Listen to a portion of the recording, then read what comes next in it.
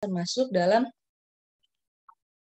late adolescent, ya, di mana di sini kan sudah mulai tadi perkembangan di awal, ya, di mana kalau misalnya pada remaja putri, contohnya misalnya sudah terjadi menstruasi atau menarche, ya. Nah, di sini semakin matang lagi nih di fase late adult ini atau remaja akhir gitu. Mungkin di beberapa referensi ada yang mengatakan ini sebagai remaja tengah gitu ya. Tapi kalau berdasarkan Patton et al di sini menyebutkan bahwa 10-14 adalah early awal, kemudian late adolescent adalah 5-19 dan kalau 20-24 itu sudah termasuk yang adulthood ya atau dewasa awal. Nah, kalau kita lihat di dalam Kementerian Kesehatan bahwa ketika kita berbicara remaja, remaja itu sebenarnya termasuk kalau berbicara dalam konteks gizi ya, itu termasuk masih terdalam anak ya untuk pemenuhan gizinya ya, walaupun beda sama anak usia sekolah ya. Sebagai contoh, ketika kita menghitung mungkin di sini ada yang bukan background-nya gizi. Jadi, untuk mengetahui status gizi seseorang, kita perlu menghitung yang namanya indeks massa tubuh kalau secara umum ya. Usia dewasa secara umum ada namanya indeks massa tubuh. Diperolehnya dari mana? Berat badan dan tinggi badan ya, berat badan dan tinggi badan ada formulanya ya, berat badan tinggi badan tuh dimasukkan ke dalam rumus, nanti ketemu angkanya termasuk normal, apakah underweight atau over atau obese gitu. Nah, kalau remaja ini kita tidak bisa apa adanya as it is untuk langsung menghitung indeks massa tubuhnya ya, karena kita masih menganggap itu sebenarnya sih masih fase anak dalam tanda kutip gitu, karena masih dalam pertumbuhan gitu. Dan kalau kita berbicara hukum di Indonesia pun ya kita dikatakan itu kalau misalnya masih 10, 11, 12 juga kita belum bisa punya SIM, KTP juga belum gitu ya, karena memang masih dikatakan sebagai anak dalam tanda kutip ya, dalam masa pertumbuh, jadi masih tumbuh gitu. Makanya akan menjadi masalah ketika remaja ini yang khususnya remaja putri itu untuk di beberapa daerah yang mungkin di pedalaman itu atau mungkin masih di perdesaan yang menikah muda. Kenapa? Nah, masih tumbuh nih, tubuhnya masih terjadi pematangan gitu ya. Tapi kok sudah menikah, apalagi sampai hamil gitu. Nah, apa yang terjadi ya secara umum itu terjadi proses pematangan ya. Adanya perubahan hormon di mana mempengaruhi komposisi tubuh. Mungkin ada yang sudah pernah melalui fase remaja pastinya ya, merasakan kok tambah gemuk ya, karena memang ada pengaruh hormonal di situ. Ada komposisi tubuhnya itu berubah ya, massa lemak dan massa bebas lemak yang dimasuk di sini adalah ototnya, itu terjadi perubahan komposisi tubuh. Dan di sini khususnya ya terjadi pematangan organ reproduksi ya. Dan kalau kita lihat secara perawakan fisiknya, oh tambah tinggi ya, selain tambah berat juga tambah tinggi. Kalau misalnya kita bisa mengatakan usia remaja ini itu jadi misalnya gini, berat dewasa 50%-nya sebenarnya kita sudah mulai cicil di masa remaja gitu. Ya makanya perlu dikendalikan juga nih status gizi pada saat remaja gitu. Ya, cuma biasanya kalau remaja putri itu sudah mulai ada yang namanya body image ya. Body image atau dia mulai menyadari bahwa citra tubuhnya merasa gemuk. Nah, habis itu ada yang mengikuti pola-pola penurunan berat badan dia tertentu. Karena memang di sini sudah mulai ya berat badannya meningkat dan seterusnya. Selain pematangan fungsi organ reproduksi. Gitu. Kalau kita bandingkan dengan fase kehidupan ya, di remaja ini sebenarnya termasuk yang highest rapid growth atau pertumbuhan paling cepat. Tapi yang kedua, yang pertama kapan? Pada saat bayi. Ya, jadi kalau pada saat bayi, kenapa sih kita diminta memperhatikan yang namanya 1000 hari pertama kehidupan? Ya, ada istilahnya 1000 hari pertama kehidupan. Kita mulai kalau 1000 itu kita anggap saja 1 tahun itu sekitar 365 ya. Itu sekitar 3 tahun. Tapi setahunnya itu kita mulai dari dalam kandungan. Ya, jadi 1000 itu dari dalam kandungan, kemudian usia setahun, usia 2 tahun. Nah, kenapa itu penting? Karena di situ pertumbuhannya cepat. Ya, kalau misalnya terlambat, ya udah, jadinya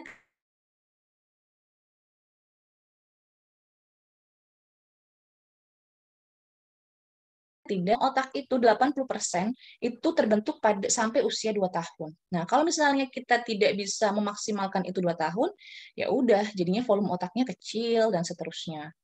Ya. Oke. Nah, kalau pada saat remaja ini, jadi ibarat kata setelah 2 tahun itu turun dulu laju percepatan pertumbuhannya. Anak-anak ya, berjalan, masuk remaja, meningkat lagi. Jadi kalau pakai grafik, itu grafiknya tadinya ketika sampai 2 tahun itu mulai menurun, stuck. Anak-anak biasa aja grafiknya, ketika masuk usia remaja itu meningkat lagi grafik pertumbuhannya. Tentu saja remaja putri dulu, baru remaja putra.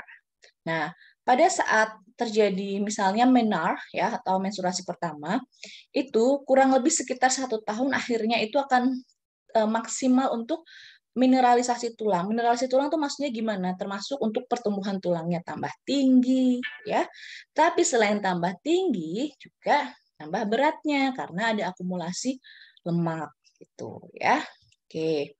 Nah, itu karakteristik dulu nih. Ini kalau secara umum nih, yang normal-normal ya.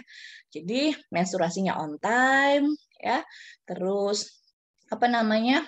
Sudah mulai tinggi badannya meningkat ya dan seterusnya. Namun apa yang terjadi? Mohon maaf.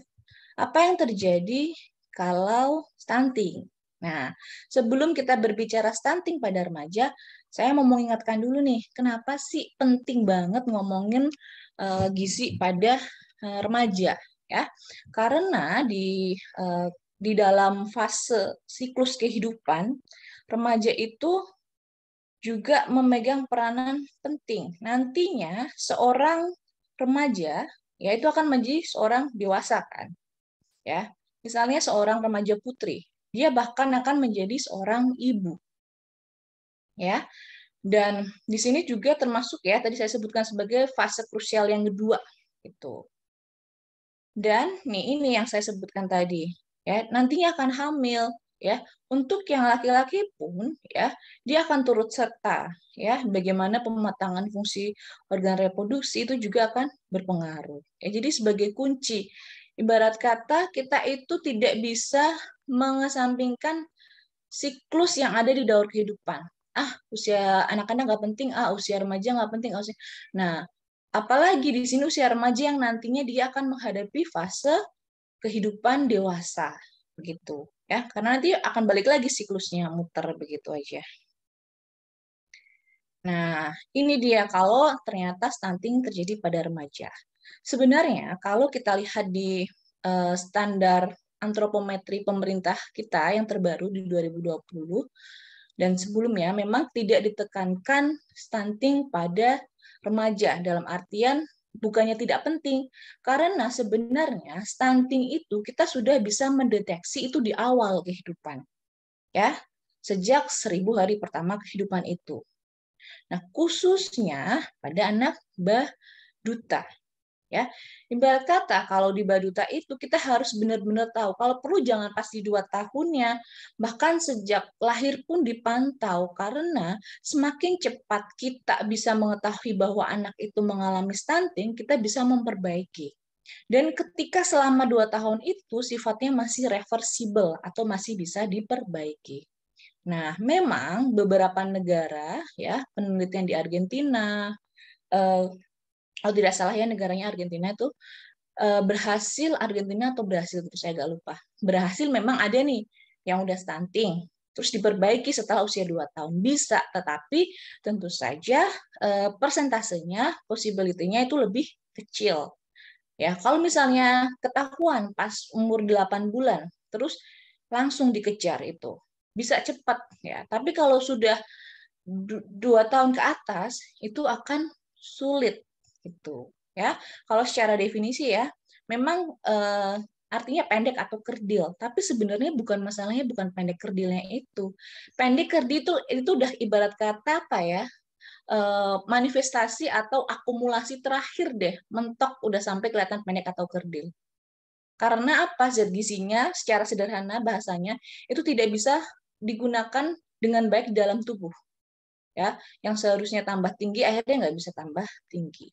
Sebenarnya yang terjadi adalah suatu kondisi kurang gizi kronis. Ya, suatu kondisi kurang gizi kronis yang sebenarnya itu bisa dideteksi di 1000 hari pertama kehidupan ya, terjadi di usia 2 tahun. Gitu. Jadi kalau misalnya bayi ya grafiknya ketika sudah mau 2 tahun itu akan mulai menurun stabil ya. Jadi memang pada bayi ini harus kita perhatikan penting misalnya ASI eksklusif, kemudian ketika sakit khususnya infeksi seperti diare, batuk pilek itu kan ISPA ya, ditangani oleh ke Fasiankes.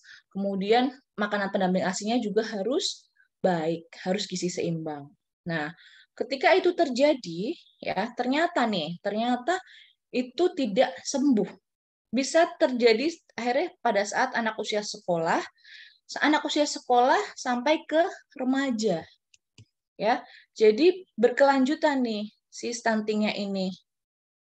Nah, ketika ini sudah terjadi sampai ke usia remaja, tentu saja ini juga bisa akan terus membentuk suatu siklus. Makanya kita ingin ya nantinya, oke lah, kalau misalnya anak itu sudah remaja stunting, memang akan sangat sulit untuk disembuhkan ketika sudah sampai tahap remaja ya. Tapi setidaknya kita bisa mengendalikan dampak-dampaknya itu supaya tidak istilahnya mengancam jiwa dalam tanda kutip untuk remaja itu. Karena ternyata ada loh dampak fisiologisnya untuk kesehatan. Tidak sesederhana, cuma kelihatan lebih pendek, tidak sesederhana itu saja. Ya. Oke, ini adalah contoh siklus di dalam 2 kehidupan. Ketika anak yang stunting bisa menjadi remaja yang stunting juga, kemudian nanti juga bisa menjadi seorang wanita dewasa yang juga mengalami kondisi kurang gizi ya, kita bisa menyebutnya sebagai kurang energi kronis atau KEK ya. Indikatornya adalah ketika lingkar lengan atasnya adalah kurang dari 23,5 cm ya. Jadi untuk teman-teman semua yang ingin menikah pastikan lingkar lengan atas kalian sudah 23,5 cm ya. Oke, dan ini kalau misalnya tidak ditangani dengan baik lagi, dia bisa melahirkan anak yang berat badannya kurang. Berapa sih? Kurang dari 22,5 kilo. Akan muter aja siklusnya kalau kita tidak memperhatikan. Ya. Dan yang masuknya panah ke dalam ini adalah faktor risikonya. Ya, misalnya ketika anak yang stunting menjadi remaja yang stunting, apa sih yang menyebabkan bisa sampai akhirnya dia menjadi remaja stunting kembali? Asupan gizinya tidak memadai, tidak mencukupi kebutuhan gizinya dia. Ya, kemudian pelayanan kesehatannya juga kurang, akhirnya bisa menjadi remaja stunting. Kemudian panah yang keluar ini adalah akibatnya. Nah, ini mungkin nanti akan dibantu dijelaskan juga oleh Bu Renta ya, reduce mental health capacity atau kapasitas mentalnya itu berkurang. Ya, oke. Nah, ini adalah penelitian dari Sasongko tahun 2019 di Tanjung Sari. Mungkin ini kalau ini pada anak usia 12 tahun ya, tapi kan kalau secara definisi WHO sudah termasuk remaja ya, 10-19. Nah, kita lihat nih, berdasarkan hasil penelitian ya, apa saja sih yang mempengaruhi, apa saja sih yang berasosiasi atau berhubungan kejadian stunting pada anak usia 12 tahun. Ya, ternyata kalau hasil penelitian ini menyebutkan adalah pendidikan ibu. Ya. Kemudian bagaimana paparan lingkungan di sini. Dalam hal ini kalau di penelitian ini yang dimaksud adalah air bersih. Kenapa air bersih ngaruh? Karena dari air bersih itu bisa mencegah terjadinya penyakit infeksi. Ya. Jadi kita perlu air bersih. Kita mungkin kedengarannya kalau yang tinggal di kota-kota besar, sepele air bersih, dapat air dari PDAM, sumur saya masih bagus ya. Tapi kalau kita lihat di Indonesia itu masih banyak loh yang masalah air bersihnya kurang. Ya, sehingga apa? Jadi mereka menganggap bahwa anak diare itu biasa aja, cuma mencret. Oh, itu sih itu lagi mencret biasa. Setiap minggu mencret sekali gitu, sebulan 3 kali gitu. Itu biasa aja. Padahal itu dapat mempengaruhi status gizinya juga. Ya. Terus tipe jambannya, ya. Oke, kita di kota, kita punya kamar mandi sendiri, toilet sendiri. Masih banyak loh yang jambannya itu jamban cemplung, gitu ya. Yang di bawahnya itu empang, habis itu empangnya ada ikannya, ikannya habis itu digoreng, ya udah ya. Sebelahnya dapur, dah. Terus ada lalat, lalatnya nemplok, dah. Itu juga risiko penyakit infeksi, ya. Secara faktor risiko utama masalah gizi, ya itu ada dua. Yang pertama, atau kalau pada anak-anak plus satu ya. Yang pertama adalah asupan gizi, yang kedua adalah status kesehatan. Status kesehatan ini khususnya untuk penyakit infeksi. Dan penyakit infeksi, faktor resikonya yang menyebabkan terbesar adalah bagaimana dia sanitasinya ya, sanitasi itu kebersihan alat-alat, kebersihan ya pokoknya yang berkaitan dengan lingkungan kita ya, misalnya alat makan, kamar mandi dan seterusnya. Dan higienitas tuh cara orangnya, mau makan cuci tangan pakai sabun di air mengalir, gitu ya. Jadi itu ya makanya kenapa di sini lingkungannya juga diukur ya. Kemudian yang selanjutnya adalah riwayat BBLR, berat badan lahir rendah. Ya, ini yang saya merah itu yang signifikan. Kemudian adanya riwayat stunting pada usia 2 tahun. Jadi mungkin ini penelitiannya itu sifatnya longitudinal atau mungkin punya data terdahulu ya. Terus dilihat dulu tuh berapa sih TBU-nya atau PBU-nya, panjang badan dan tinggi badan pada saat usia 2 tahun ya. Oh, ternyata di sini ngaruh juga nih ya. Oke, kemudian juga adanya penyakit riwayat penyakit atopik ya. Kalau mau tahu seberapa bedanya sih, ini nih, lihat yang di angka yang paling atas 1,19, 1,7. Ini adalah resiko berapa kali lebih beresiko gitu ya. Jadi ini ternyata bisa menjadi faktor resiko stunting pada anak usia 12 tahun. Ini di penelitian di Tanjung Sari. Oke, nah kita lihat dulu data Riskesdas, riset kesehatan dasar ya. Di data Riskesdas ternyata disebutkan bahwa 25%, berarti 1 dari 4 anak usia 13 sampai 15 tahun itu mengalami stunting. Kemudian pada anak 16 sampai 18 kurang lebih sama ya, 26%, kan berarti sekitar 1:4 juga. Ya, bisa dibayangkan ini cukup lumayan loh untuk angka segini ya. Oke. Nah, sekarang kita masuk ke dampak fisiologisnya. Kenapa kita harus tahu? Karena ternyata sebegitunya ada dampak ke kesehatannya. Oke, ini saya mulai dari yang paling sederhana dahulu ya. Pendek ya, ini klise ya, yang usia 2 tahun pun juga sudah terlihat pendek gitu. Tapi balik lagi, pendeknya ini adalah sebagai istilahnya dampak apa ya namanya? Dampak akhirnya gitu. Sebenarnya kalau kita berbicara nanti ya yang lebih serem lagi yang selanjutnya gitu. Oke, pendek. Nah, kalau dari beberapa penelitian saya baca, memang wanita remaja putri lebih beresiko dibandingkan yang putra gitu. Kemudian yang jadi masalah lagi ya, yang tadi saya sebutkan bahwa di Indonesia banyak loh yang menikah muda remaja gitu. Dia belum selesai tumbuh ya. Kemudian dia menikah, kemudian dia hamil dan punya anak. Nah, ternyata berdasarkan hasil penelitian, tinggi badannya dikatakan aman adalah kurang dari 145 ya. Beberapa penelitian menyebutkan 150, ada yang menyebutkan 145, tetapi banyak juga yang pakai 145 ya. Saya rasa 145 itu bisa menjadi tolak ukur gitu. Ya, yang pertama pinggangnya itu lebih pendek. Kalau melahirkan dia akan lebih beresiko ya. Dan ternyata juga dari hasil penelitian itu yang remaja yang mengalami stunting ini ditanya riwayat dari ibunya dan diolah statistik itu 18% itu memang ibunya ada riwayat short stature ini. Short stature ini maksudnya istilahnya ya kalau di perawakan pendek pada wanita itu di bawah 145 cm ya.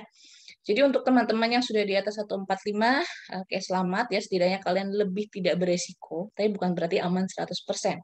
Dan yang di bawah 145 juga bukan berarti selalu pasti akan mengalami kejadian serius, misalnya pada saat melahirkan.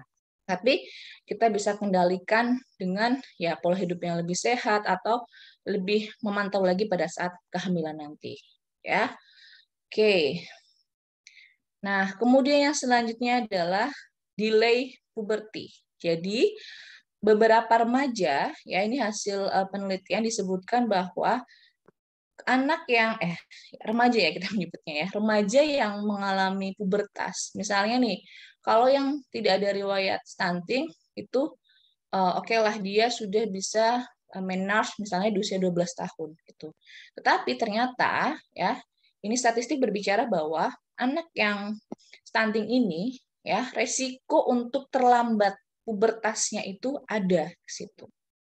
Ya, walaupun ada juga data statistik yang menyebutkan ketika tadinya nih misalnya waktu SD atau waktu usia 2 tahun itu stunting ya, atau mungkin pada 1 tahun tapi sembuh pada saat remaja ternyata disebutkan dia sama pubertasnya antara yang tidak ada riwayat stunting.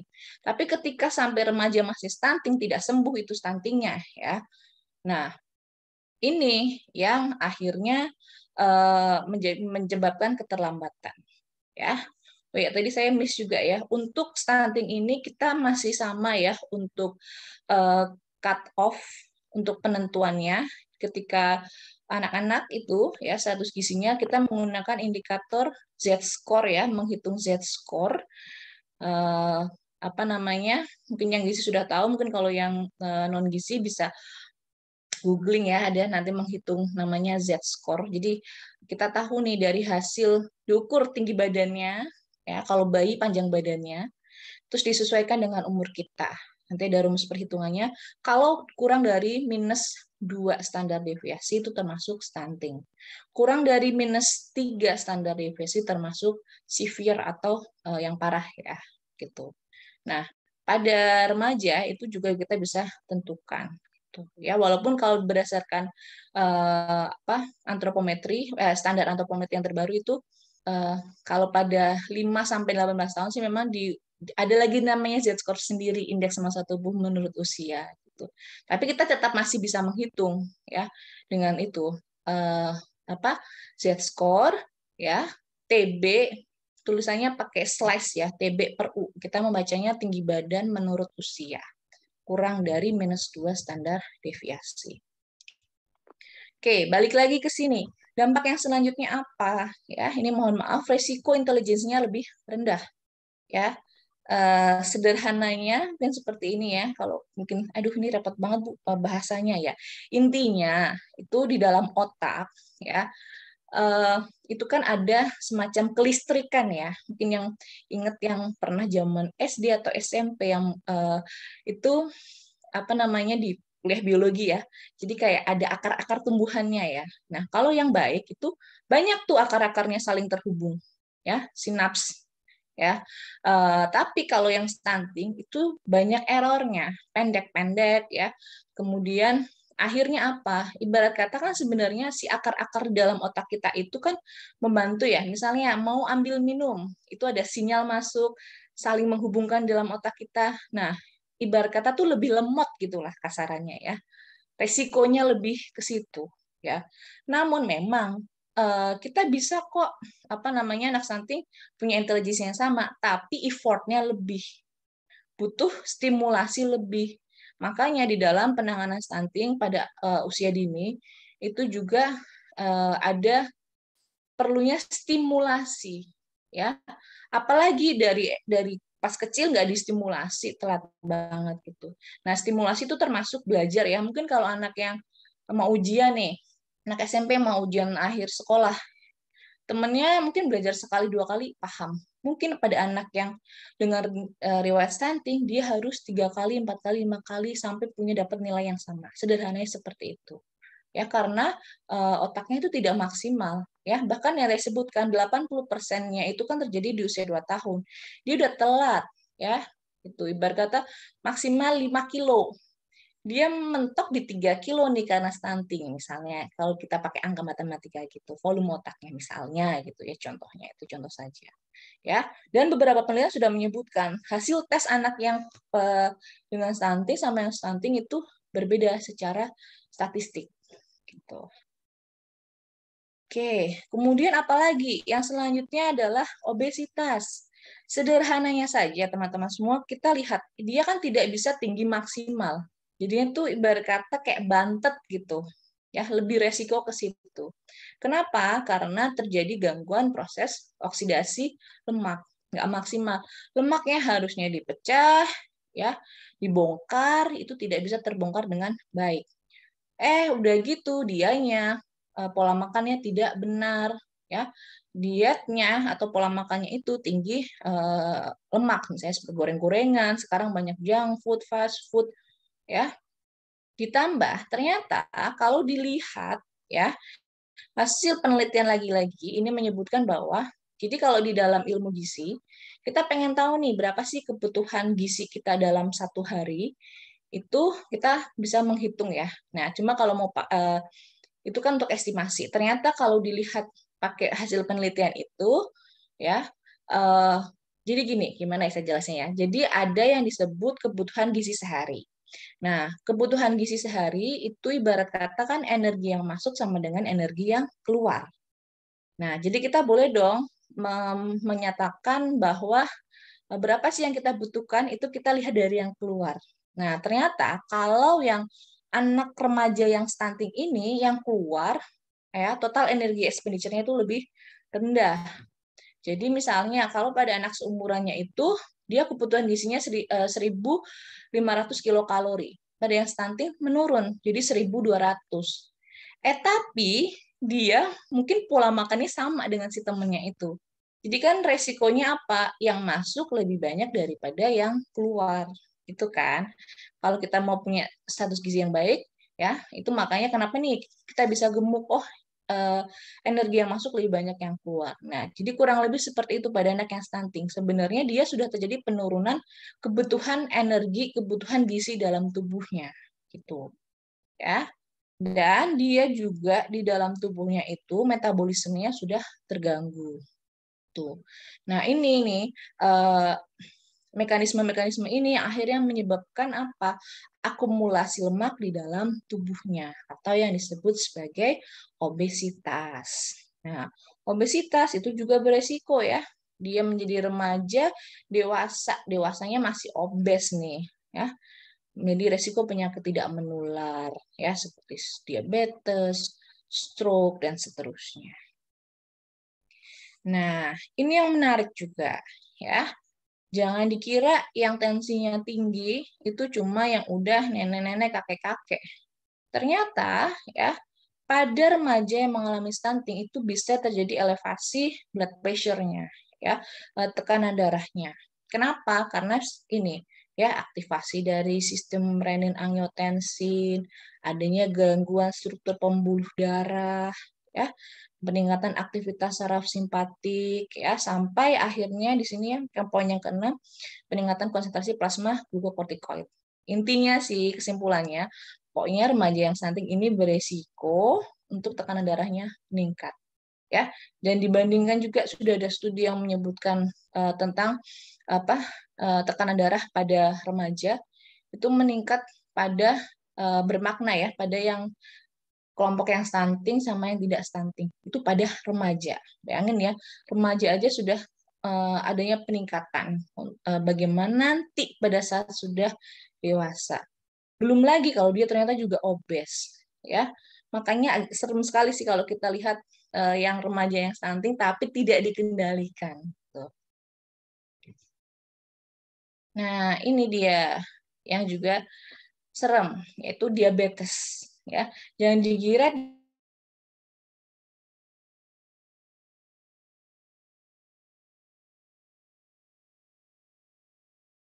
diabetes anak remaja atau remaja yang stunting ini punya resiko ya.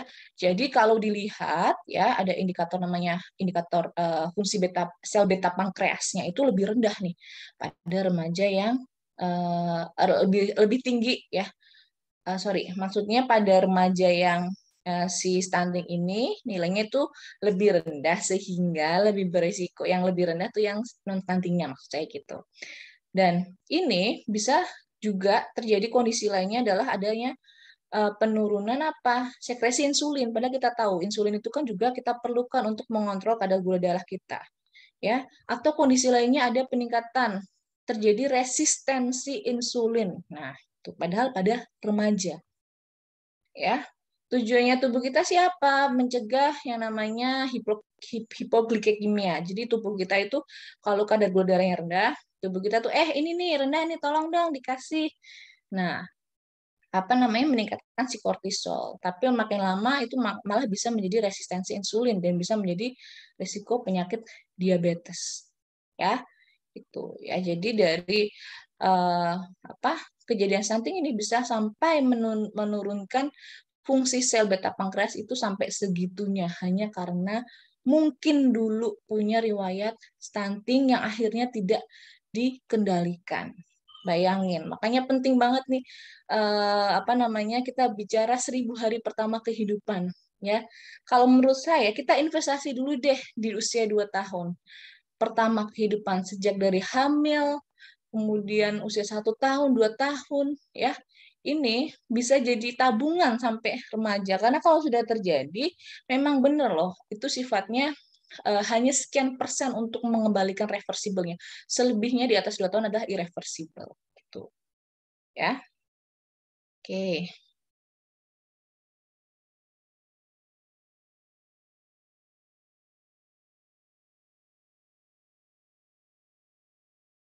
Jadi pada kondisi kurang gizi kronis itu terjadi yang namanya depriviasi zat gizi. Gitu. Ya, intinya dampak negatif lah yang harusnya pengaturan zat gizinya baik jadi jelek dan seterusnya. Ya, itu kenapa? Karena asupan gizi atau kadar gizinya dalam tubuhnya kurang, gampangannya gitu. Nah, termasuk di sini adalah pada anak yang stunting kan itu kurang gizi kronis ya. Kronik itu artinya berkepanjangan lama. Ya, dan di sini proteinnya itu rendah. Ya, protein kalau dipecah menjadi asam amino. Nah, ada yang namanya mTORC. Di sini itu yang istilahnya sistematikanya kalau kita mau merespon kadar zat gizi lah gitu gampangannya ya. Nah, kan kadarnya rendah nih si asam aminonya nih. Akhirnya menjadi inaktif, tidak aktif. Apa yang terjadi? Ya, inhibit ini artinya menghambat ya. Kita lihat dari sintesis sintesis lemak, sintesis protein ya. Banyak sekali inhibitnya. Ya mungkin kalian pusing, aduh Bu, ribet amat pagi-pagi hari Sabtu ya. Sederhananya deh, lihat yang kanan deh ya. Ini dampaknya ya, gangguan kognitif, fungsi kognitifnya berkurang ya. Pertambahan panjang badannya berkurang, makanya jadi pendek kan stunting itu. Adanya atrofi otot ya. Kemudian anemia ya, sampai di sini adanya infeksi berkurang dan seterusnya. Pokoknya intinya stunting itu menyebabkan error lah di dalam tubuh kita karena sebenarnya sebelum sampai dia didiagnosa, oh ini anak stunting nih, sudah kadar gizi yang seharusnya ada di dalam tubuhnya itu kurang. Akhirnya sinyal-sinyalnya ya sinyal-sinyal yang negatif yang ditimbulkan, yang harusnya otaknya tumbuh dan berkembang dengan maksimal tidak maksimal, harusnya tambah tinggi tidak tambah tinggi ya, yang harusnya sampai anemia. Kenapa? Biasanya kalau yang stunting itu lebih juga tidak hanya zat gizi makro tapi mikronya yang kurang ya. Zat gizi mikro itu vitamin dan mineral, khususnya apa? Pada mineral iron atau zat besi, kemudian zinc ya, dan lain sebagainya. Tapi memang banyak penelitian yang mengaitkan kuat peranan zat besi, kemudian seng atau Zn ya, dan juga yodium gitu ya. Makanya di sini kenapa akhirnya bisa anemia? Karena kan sebenarnya dia kurang nih makan sumber zat besinya gitu. Ya, maka akan wajar bisa terjadi anemia dan seterusnya. Tuh. Nah, itu dia tadi dampak fisiologis ya.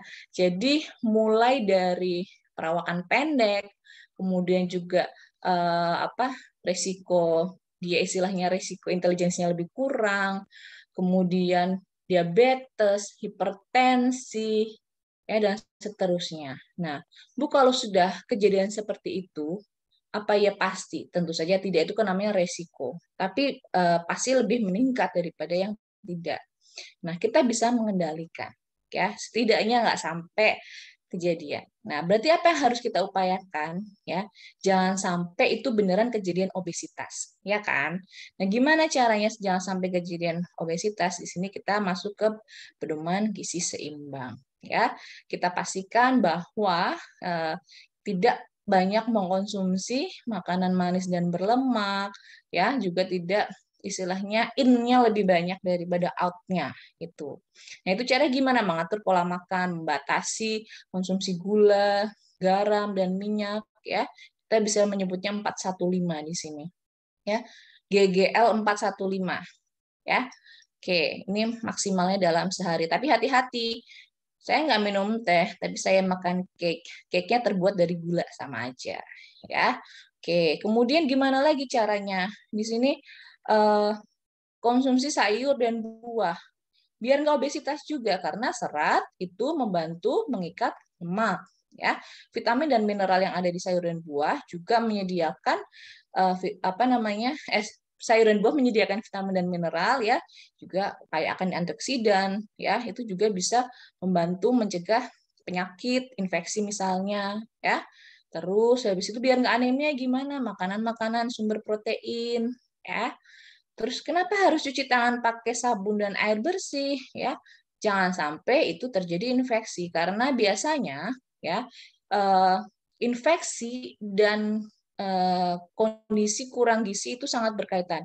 Kita kalau status gizinya jelek mudah terkena infeksi. Kalau kita mudah terkena infeksi juga bisa menyebabkan status gizinya jelek. Nah, stunting ini di sini walaupun kelihatannya tinggi badan, tapi itu merupakan kondisi kurang gizi, ya. Oke, kemudian aktivitas fisiknya juga harus baik. Jangan lupa pantau berat badan setiap bulan, ya. Karena tadi kita tahu ya dampaknya obesitas, ya. Ini dia, membiasakan pola hidup bersih dan sehat itu juga penting, ya. Mungkin bisa dilihat lagi ya, banyak sudah poster-posternya tentang pesan umum gizi seimbang. Ada banyak sih, ada 10 ya. Tapi itu kalau diterapkan bisa membantu mengendalikan. Sebenarnya tidak hanya yang stunting saja, yang non stunting pun juga bermanfaat. Apalagi yang punya riwayat stunting, gitu. Ya. Nah, ini jangan lupa nih, olahraga 3-5 kali per minggu, 30 menit setiap olahraga. Kalau mau 1 kali per minggu saja, 150 menit. Gitu ya. Oke. Tuh. Nah, ini dia. Ya, jadi gaya hidup bersih nih yang saya merahin nih, jangan lupa. Ya, ini juga bisa membantu mencegah itu yang namanya dampak-dampak dari stunting. Jadi jangan sampai udah punya riwayat stunting, dia hobinya tiap bulan diare, ya, batuk pilek dan seterusnya, ya. Maka nanti ya resikonya akan lebih dia dapatkan resiko kesananya yang tadi saya sebutkan itu. Ya, oke. Oke, baik. Ya, kesimpulannya apa? Kesimpulannya stunting merupakan masalah yang sebenarnya itu sudah bisa kita deteksi ya sejak 1000 hari pertama kehidupan masalah gizi kronis ya. Tapi dapat terjadi maksudnya berkelanjutan ya, bukan tiba-tiba gitu ya. Pada fase remaja, dan ini dapat menyebabkan masalah fisiologis ya, mulai dari perawan pendek, gemukan, keterlambatan pubertas, ya, sampai resiko penyakit ya, hipertensi dan diabetes ya. Itu contohnya saja, masih ada yang lainnya. Dan hal tersebut dapat diminimalkan dengan menerapkan gizi seimbang dan pola hidup bersih dan sehat ya. Tidak dapat sembuh 100%, tapi kita bisa menimbulkan, karena udah sampai remaja, kecuali pada saat usia 2 tahun, kita bisa mengupayakan untuk sembuh gitu ya. Kecil ya kalau setelah 2 tahun untuk sembuh. Bisa ada hasil penelitiannya, tapi kecil untuk possibility-nya. Oke, ini referensi yang saya gunakan. Oke, mungkin itu saja dari saya. Saya terima kasih. Mohon maaf apabila ada kurangnya. Assalamualaikum warahmatullahi wabarakatuh. Salam sejahtera untuk kita semua. Waalaikumsalam warahmatullahi wabarakatuh. Terima kasih Ibu Arinda atas pemaparan materi yang sangat bermanfaat. Baik, Bapak Ibu peserta sekalian, Bagaimana nih, materi tadi sangat bermanfaat kan ya, menarik sekali nih kita lebih tahu terkait stunting itu seperti apa, pengukuran gizinya seperti apa, gitu. Oke, sebelum dilanjut, kayaknya biar kelihatan nih wajah-wajah ibu bapak yang cantik-cantik dan ganteng-ganteng, mungkin bisa dibuka videonya. Oke, dihimbau selama berjalannya acara, mungkin dibuka videonya ya. Baik, selanjutnya kami akan menampilkan video stunting kepada panitia. Dipersilahkan untuk share screen videonya ya.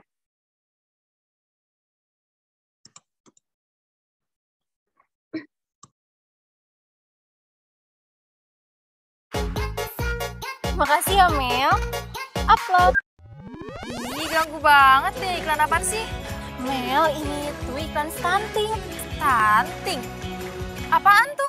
Mau tahu tentang stunting? Mau!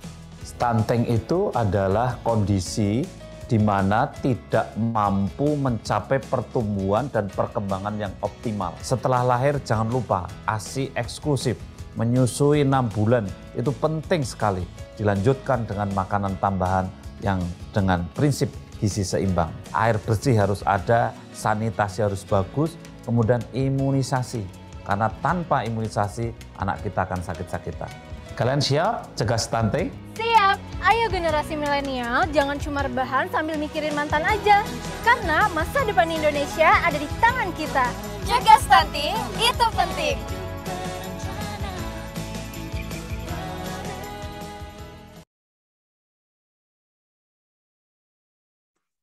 Baik, terima kasih panitia sudah men-share screen. Oke, selanjutnya adalah penyampaian materi topik kedua oleh Ibu Nurse Renta Sianturi, Eskap MKAP Spesialis Keperawatan Jiwa dengan topik dampak stunting terhadap psikologis remaja. Baik, sebelumnya mungkin akan saya bacakan dulu CV dari Ibu Renta. Mohon izin bisa di-share screen, panitia.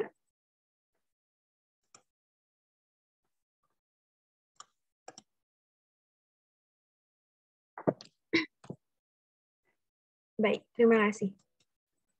Oke, di sini CV dari Ibu Nurse Renta Sianturi, Eskap MKAP Spesialis Keperawatan Jiwa. Beliau di bidang ilmu mental health nursing. Beliau juga lahir di sini tanggal 9 Januari 1989. Beliau lahir di Medan. Riwayat pendidikan beliau S1 di Sarjana Universitas Indonesia Ilmu Keperawatan pada tahun masuk dan lulusnya 2006 sampai 2010. Kemudian S2-nya Universitas Indonesia Ilmu Keperawatan Peminatan Mental Health Nursing pada tahun 2014-2016. Spesialis keperawatan jiwa, di sini beliau juga Universitas Indonesia. Kemudian bidang ilmunya di sini ilmu keperawatan peminatan mental health nursing psikososial pada tahun 2016 sampai 2017. Beliau di sini juga aktif dalam pengalaman penelitian. Pada tahun 2020 sampai 2021, judul penelitian beliau adalah hubungan stres pembelajaran online dengan motivasi belajar. Di sini bisa dibaca. Oke, boleh turun. Oke, di sini juga beliau aktif juga dalam penulisan artikel dalam jurnal dari 2018 hingga 2021. Oke, bisa ke bawah. Di sini juga pengalaman pembicara dan fasilitator. Beliau juga aktif hingga tahun 2021. Oke, baik. Terima kasih telah men-share screen.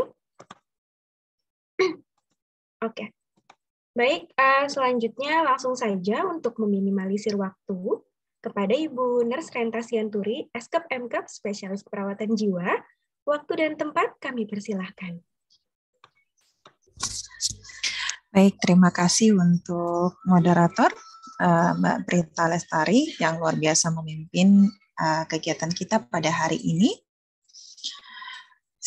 Saat ini saya akan menyampaikan sedikit apa sih dampak dari stunting yang tidak tertangani pada usia anak pada 1000 kehidupan 1000 hari kehidupan pertama. Kalau tidak ditangani seperti yang sampaikan tadi, akan ada dampaknya dan berkelanjutan sampai dengan remaja. Nah, yang sepele. Nah, kita akan diskusi apa sih kira-kira nanti dampaknya pada usia remaja. Nah, dampak stunting terhadap psikologis pada remaja sama seperti pertemuan yang sebelumnya pada bulan Desember, saya juga sudah membahas sedikit ya. Kalau masih ingat, saya lihat sih ini ada beberapa kader yang hadir pada pertemuan pertama, pada series pertama yang sudah saya sampaikan juga sedikit di situ, hadir juga saat ini saya lihat. Oke. Nah, kita lanjut ya Ibu-Ibu, Bapak, dan juga rekan-rekan semuanya. Kita melanjutkan peningkatan pengetahuan kita sama-sama belajar. Nah, memang masih sangat sedikit membahas ada, tetapi hanya sebagian kecil gitu. Sebelumnya setelah saya baca-baca lagi, kenapa referensi stunting ini, Pak, dampak psikologis pada stunting ini tidak terlalu banyak dibahas dan tidak terlalu banyak untuk diteliti. Pertama, karena negara-negara maju itu angka stuntingnya itu sudah sangat minimal, ya, sudah di bawah 14%. Karena standarnya katanya memang ya maksimal itu 14, ya, di angka 14%. Nah, yang masih dekat-dekat dengan kita itu ya salah satunya Thailand ya. Nah, referensi yang sedikit itu mungkin nanti bisa ditambah lagi dengan penelitian-penelitian pada saat kondisi stunting saat ini yang masih jauh dari harapan. Ditargetkan pada tahun 2024 kita itu harus mencapai di angka 14%. Sementara 2020 itu masih di angka 27, seperti itu. Jadi ini PR kita bersama. Untuk Bapak Ibu, untuk ibu-ibu kader yang hadir, ibu-ibu yang dari Dinas Kesehatan, ayo kita kerja sama-sama. Mungkin kami sebagai pengajar atau kami sebagai dosen yang ada di institusi pendidikan, kami bisa sharing ilmu tentang stunting itu, dampaknya sehingga kita makin aware, makin peduli bahwa ini adalah masalah yang serius seperti itu. Nah, apa yang akan kita sama-sama diskusikan pada saat ini? Yang akan kita diskusikan adalah kita akan brainstorming lagi, kita akan sama-sama ingat kembali yang pada series pertama itu. Kemudian nanti saya juga akan tampilkan di sini tumbuh kembang, tumbang remaja yang seharusnya. Kemudian setelah itu kita akan bandingkan dengan tumbuh kembang remaja yang mengalami stunting. Seperti itu. Nah, tumbuh kembang remaja yang stunting ini baik secara fisik, baik secara sosial, dan juga secara psikologis, seperti itu. Ini kemarin kita sudah sama-sama belajar, ya. Ibu-ibu, teman-teman, Bapak, ya, rekan-rekan, kita harus tetap buat di mindset kita stunting itu adalah akibat kurang gizi yang secara kronik. Jadi, dengan kata lain, apakah semua orang yang dengan kondisi tubuh pendek dikatakan stunting? Jawabannya tidak. Ya, jadi itu bukan menjadi suatu ciri yang memastikan bahwa dia stunting atau tidak. Kalau Bapak Ibu baca lagi referensi, dengan badan pendek itu dia ada penyakit sindrom apa gitu, tapi memang itu sudah secara genetik, bukan karena stunting. Tapi salah satu ciri-ciri stunting adalah terhambatnya proses pertumbuhan. Sehingga kalau kita lihat dia terkena stunting itu tinggi badannya kurang dari normal, seperti itu. Nah, penyebabnya banyak. Ya, kemarin kita sudah bahas lebih panjang, sehingga penanganannya pun bukan hanya orang kesehatan saja sebenarnya. Bukan hanya dari puskesmas, bukan hanya dari ibu kader, bukan hanya dari pemerintah, bukan hanya dari institusi pendidikan, tapi kita sebagai masyarakat pun punya andil. Setidaknya, ya, kalau kita tahu, oh kayaknya ini kok tinggi badannya agak beda ya Bu ya, boleh kita bawa ke puskesmas yuk. Setidaknya kita menjadi motor penggerak, ya, motor penggerak tetangga-tetangga kita supaya kita sama-sama peduli. Nah, kemudian, nah di sini yang akan kita soroti kemarin juga sudah disampaikan, ini dampak secara kesehatan, ya. Kesehatan itu tidak hanya masalah fisik. Oh, orang stunting itu penyakit jantung enggak, penyakit diabetes enggak. Sebenarnya bukan hanya itu namanya kesehatan. Ya. Kesehatan itu yang pertama memang secara fisik, ya. Apakah dia mudah terkena penyakit DM, penyakit jantung, kemudian obesitas, stroke? Ya, kita lihat di sini. Di sini dikatakan bahwa akan ada gangguan metabolik. Kemudian yang kedua, gagal tumbuh secara fisik. Hambatan perkembangan kognitif dan motorik. Ini juga kalau motoriknya secara fisik. Nah, perkembangan kognitif ini nanti yang akan mempengaruhi masalah psikologis. Ya. Nah, kenapa sih harus ngurusin ini satu negara semua direpotin gitu ya? Karena Bapak Ibu, satu visi negara kita pada tahun 2040, 2050 ya.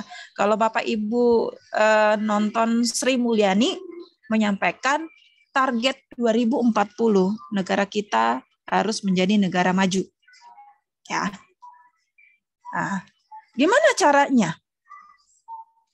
Yang nanti 2040 yang menjadi pemimpin bukan Jokowi lagi. Bukan Bu Sri Mulyani lagi. Bukan Erick Thohir lagi dan lain sebagainya. Akan ada regenerasi. Nah, siapa regenerasi nanti untuk menjadikan negara kita menjadi negara maju? Rekan-rekan yang ada di sini, kita tidak tahu apakah 10 atau 20 tahun yang akan datang Mbak Dara bisa menjadi salah seorang menteri, ya. Kita tidak tahu apakah Mbak Aisyah ini ternyata di 2040 bekerja di pemerintahan. Nah, jadi kalau saat ini kita masih menemukan generasi kita yang masih stunting, coba kita pikirkan, siapa yang akan membawa negara kita ini menjadi negara maju? Karena apa? Kalau dengan stunting, dia memiliki keterbatasan secara kognitif. Kalau secara kognitif, bagaimana cara dia mengambil suatu kebijakan? Bagaimana cara dia untuk mencapai tujuannya kalau dia secara kognitif pun terbatas? Nah, karena kita mempersiapkan masa depan bangsa kita ini, diharapkan kita semua sama-sama mencegah jangan sampai ada lagi angka stunting yang meningkat, tapi kita harus sama-sama menurunkan. Nah, ini saya coba perbandingkan perkembangan fisik remaja tadi secara detail sudah disampaikan Bu Arinda, ya. Remaja normal itu yang pertama dia sudah mulai masuki puberitas, menarki, ya, menstruasi. Kemudian pertumbuhan tinggi badannya maksimal. perubahan bentuk badan untuk yang perempuan dan juga untuk yang laki-laki juga akan ada perubahan bentuk badan. Dan itu tercapai pada titik optimal.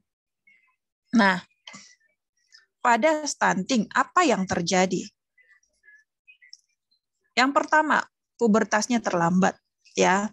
Dari kalau saya baca beberapa referensi, orang stunting ini dia lebih, wajahnya terlihat lebih anak-anak dibandingkan dengan seusianya, gitu. Kemudian bahkan ada yang sudah di usia remaja yang harusnya sudah menstruasi, tapi dia belum mengalami menstruasi, ya. Kemudian tinggi badan tidak optimal, sangat berbeda anak yang stunting dengan remaja yang stunting dengan remaja yang normal. Ya, perubahan bentuk tubuhnya kurang ideal. Nah, tadi sudah disampaikan Bu Arinda, bukan berarti anak dengan remaja dengan stunting ini dia tidak mungkin terjadi kegemukan. Justru pada fisik remaja dengan stunting itu beberapa referensi mengatakan justru mereka itu cenderung lebih mudah gemuk, gitu ya. Dan ini juga tadi sudah dibahas, kekebalan tubuhnya lemah, kemudian ada penyakit metabolik, penyakit jantung, ya, dan juga kesulitan dalam belajar. Nah, secara sosial, menurut Sigmund Freud, pada usia remaja, ya, mereka bukan Sigmund Freud ya, psikologis itu. Kalau sosial, secara sosial itu remaja itu sangat dekat dengan temannya yang satu, memiliki kemiripan. Kemiripan apa? Kemiripan hobi, ya, kemiripan warna kesukaan, mungkin kemiripan dalam idola, ya. Nah, sehingga mereka itu sangat kuat ikatannya dalam satu kelompok. Makanya disebut dengan ngegeng. Dan ini berlanjut sampai dengan mereka di dewasa awal pun ngegeng itu masih lanjut. Kalau misalnya saya tanya di sini teman-teman, rekan-rekan yang baru masuk kuliah, pasti ini masih banyak ngegeng. Kadang ngegengnya ini yang menjadi tidak sehat, gitu ya. Kenapa? Karena itu masih ada beberapa mengatakan masih termasuk dalam usia remaja. Kemudian perkembangan sosial ini mereka itu sangat ditentukan oleh temannya, pengaruh temannya dalam berpakaian. Nah, coba diingat-ingat lagi masa-masa remajanya ya, ibu, bapak, atau rekan-rekan, ingat lagi masa remaja. Teman kita pakai tas yang satu tali, jadi tren gitu ya. Kemudian pakai, kalau kita lihat dulu sinetron-sinetron remaja yang pakai kaos kaki panjang, terus rok pendek, terus baju lengannya pendek-pendek, pas badan. Nah, awalnya satu orang, tapi lama-lama jadi semua. Kenapa? Karena di usia remaja itu masih sangat mudah dipengaruhi oleh teman sebaya. Teman sebaya itu artinya teman seusianya, seperti itu. Nah, jadi kalau ibu-ibu misalnya lihat, iya tuh anak saya tuh sekarang udah ngerokok, kemarin-kemarin nggak ngerokok. Ya karena memang salah satu perkembangan sosialnya mereka seperti itu. Sehingga kita itu harus memperhatikan dengan siapa dia bergaul. Bergaul boleh, tapi kita harus membentengi dia. Ada yang bisa diambil, ada yang harus dibuang. Seperti itu. Anak saya jadi bandel tuh sejak SMA, punya teman yang suka merokok, suka tawuran. Anak saya ikut-ikutan. Nah, dari sini kita sama-sama belajar, oh ternyata memang itu tumbuh kembangnya dia. Nah, sekarang kita sebagai orang yang sudah lebih dewasa, itulah peran kita bagaimana kita membuat lingkungan teman sebaya itu yang sehat bagi anak remaja. Nah, kalau dikatakan di sini, teman itu sangat mempengaruhi remaja. Bagaimana dengan remaja yang stunting? Nah, kita lihat di sini. Ternyata ibu-ibu ini yang bahaya ya. Remaja pertama nih, mereka sama-sama pemain basket. Tapi tinggi badannya itu tidak sama dengan temannya. Ya. Ketika tinggi badannya tidak sama dengan temannya, kalau pernah ibu-ibu dengar mungkin sambil bercanda dibilang, dasar lu kuntet lu. Bantet lu, pendek lu. Gue malu jalan sama lu. Nah, yang pertama menjadi masalah mereka adalah gangguan citra tubuh. Artinya, satu, karena badan mereka kurang tinggi, kurang sama dengan temannya, mereka menganggap dirinya cebol ya, biasanya itu sering jadi bulian. Dianggap dirinya cebol, jelek, pendek, dan lain sebagainya. Nah, ketika si remaja stunting ini mengatakan, saya ini orang pendek, teman saya yang paling pendek dari semua teman saya. Udah, itu sudah menjadi gangguan citra tubuh. Dia menganggap fisiknya itu tidak sama dengan orang lain. Yang kedua adalah kekurangan interaksi. Nih, karena dia sering dibully, ya, kemudian dia punya kekurangan secara fisik, akhirnya dia suka menyendiri. Dia akhirnya tidak pede, dia sering dibully, dia sering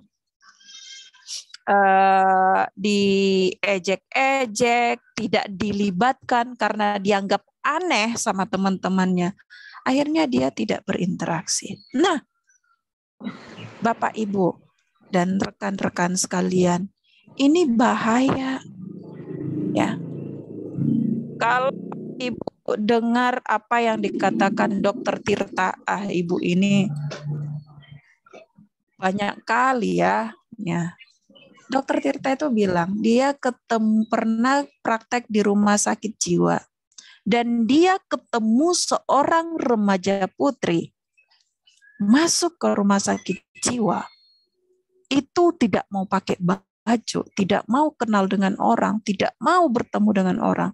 Setelah dikaji, ternyata si remaja itu adalah korban bully. Ya, dilecehkan sama teman-temannya, itu remaja SMA loh. Dilecehkan, dia menganggap dirinya kotor, dia menganggap dirinya itu jelek, dia nggak suka dengan tubuhnya, dia menyakiti dirinya. Nah, itu dampak selanjutnya. Apakah remaja yang seperti itu yang akan memimpin bangsa kita? Jawabannya tidak. Ya. Itu tadi perkembangan secara sosial. Ternyata secara sosial mereka sudah dibully, mereka sudah diejek, mereka sudah tidak pede dengan fisiknya. Mungkin mereka juga sering absen, tidak masuk sekolah. Makanya setiap PR, tugas kelompok dia tidak ikut, dia makin dijauhi sama teman-temannya. Ya. Kita beranjak ke tahap tumbuh kembang yang ketiga, yaitu tahap tumbuh kembang secara psikologis. Ya. Secara psikologis, remaja yang tidak stunting atau remaja yang normal, dia mencari identitas diri, ya. Jadi usia remaja itulah dia akan mencari sebenarnya siapa saya. Saya mau bentuk diri saya menjadi orang yang seperti apa. Dia mencari-cari di sana. Makanya dia ikut-ikutan sama temannya. Oh, saya lihat tuh cewek itu dengan berpakaian seperti itu, dia menjadi trendsetter. Dia disukai oleh orang-orang. Dia famous, dia terkenal di sekolah. Gue mau ikutan deh. Kenapa dia masih bingung membawakan gaya dia ke arah mana? Ya, kemudian usia remaja itu mereka, ya kalau kita lihat ya, ada ketua geng. Nah, itu penting bagi mereka karena mereka itu ingin membentuk diri orang yang dihargai. Nah, secara emosi pada usia remaja mudah marah, menangis, menyendiri, ya, kemudian berantem. Makanya tidak ada dikatakan tawuran itu terjadi pada usia lansia, tidak ya, atau pada ibu-ibu atau bapak-bapak. Tapi yang tawuran itu kalau kita lihat yang melakukan adalah usia SMP, SMA. Dan mereka ini adalah usia-usia yang sangat mudah dicuci otaknya, digerakkan emosinya. Nah, jadi mereka tipe orang yang belum bisa mengendalikan emosi. Nah, remaja yang sehat seharusnya adalah remaja yang suka belajar, berimajinasi, logikanya berjalan dengan baik, gitu. Ya. Dan inilah yang menjadi permasalahan pada remaja yang stunting. Kenapa ada penurunan fungsi kognitif?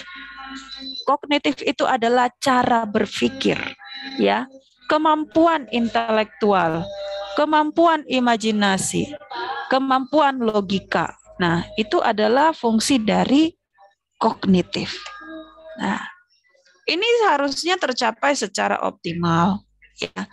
Tapi untuk ibu-ibu kader, nanti kalau ketemu di lingkungannya ya, di tetangga gitu, ini tidak akan tercapai baik jika orang tua dan lingkungan tidak mengarahkan. Jadi kalau kita punya anak remaja, kita arahkanlah dia, kamu sukanya apa? Pengen seperti apa? Kita kasih kesempatan bagi dia untuk menunjukkan kemampuan. Ma, aku pengen ikut lomba ini, kita fasilitasi. Ya. Kemudian secara emosi, kita latih dia bagaimana dia bisa manajemen emosinya. Kemudian secara kecerdasan memang ada remaja yang ingin tahunya itu sangat tinggi, tapi ada juga remaja yang sudah terkontaminasi dengan gadget, main game, gitu ya. Akhirnya suka belajar ini tidak tercapai. Ya. Main game itu karena apa? Ikut-ikutan sama teman. Sosialisasinya yang bermasalah. Nah, ini intinya yang kita diskusikan hari ini. Yang pertama, masalah psikologis remaja dengan stunting. Tidak hanya langsung terjadi secara bimsalabim, tetapi masalah psikologis itu dipengaruhi oleh banyak faktor. Yang pertama, secara fisik dia tinggi badannya sudah kurang. Secara sosial dia dapat bully, ya, karena pendek, karena kemampuan berpikirnya dia kurang, mungkin prestasinya dia juga kurang. Kalau penelitian mengatakan IQ anak dengan remaja dengan stunting ya, itu 45% di bawah rata-rata. Coba kita bayangkan. Luar biasa itu menjadi permasalahan. Nah, dengan kondisi fisik yang seperti itu, maka teman-temannya juga akan menjauhi dia. Dibully, dasar lu bego lu, cebol, pendek, kuntet. Nah, itu bully. Akhirnya apa? Dia tidak punya teman. Nah, ketika dia tidak punya teman, dibully, barulah masuk ke masalah psikologis. Yang pertama, karena dia pendek, diejek, dibully, dia menjadi tidak pede, konsep dirinya menjadi negatif, minder, tidak pede. Kedua, dia tidak punya teman sebaya. Dia menjadi isolasi sosial, tidak mau keluar rumah, tidak mau ketemu orang, tidak mau ngobrol. Bahaya enggak ini? Bahaya. Ini semua permasalahan gangguan jiwa, teman-teman. Ya. Nah, konsep diri negatif ini ada 5 konsep dirinya yang negatif. Pertama gambaran diri yang dia bilang, oh saya ini pendek, saya jelek. Nah, masalah fisik dia akan masuk ke dalam gambaran diri. Terus dia bilang, peran. Saya sebagai anak seharusnya bisa belajar dengan serius, membanggakan orang tua saya dengan prestasi. Tapi saya ini ranking terakhir di sekolah, orang tua saya sering dipanggil sama guru. Jadi dia merasa peran sebagai anak di dalam keluarga dia sudah gagal. Kemudian ideal diri. Seharusnya usia saya yang 15 tahun ini, saya sudah lebih mandiri, saya mulai bisa menyelesaikan masalah saya, kemudian saya bisa belajar lebih aktif. Tapi saat ini kondisi saya sakit-sakitan, saya lemot belajarnya, kemudian saya masih harus dibantu. Ideal dirinya hancur. Identitas diri. Nah, identitas diri ini terkait dengan jenis kelamin, tapi tidak hanya laki-laki dan perempuan. Ada yang mengatakan, saya sebagai perempuan, saya perempuan paling pendek, mana ada orang yang mau sama saya tidak puas dengan diri saya sebagai perempuan. Nah, itu udah masalah dalam identitas diri. Kemudian pembungkusnya adalah harga diri. Harga diri dia akan bilang, saya ini orang yang tidak berguna. Saya dilahirkan dengan tubuh tidak sempurna. Saya dijauhin teman-teman saya tidak bisa berperan sebagai anak dalam keluarga.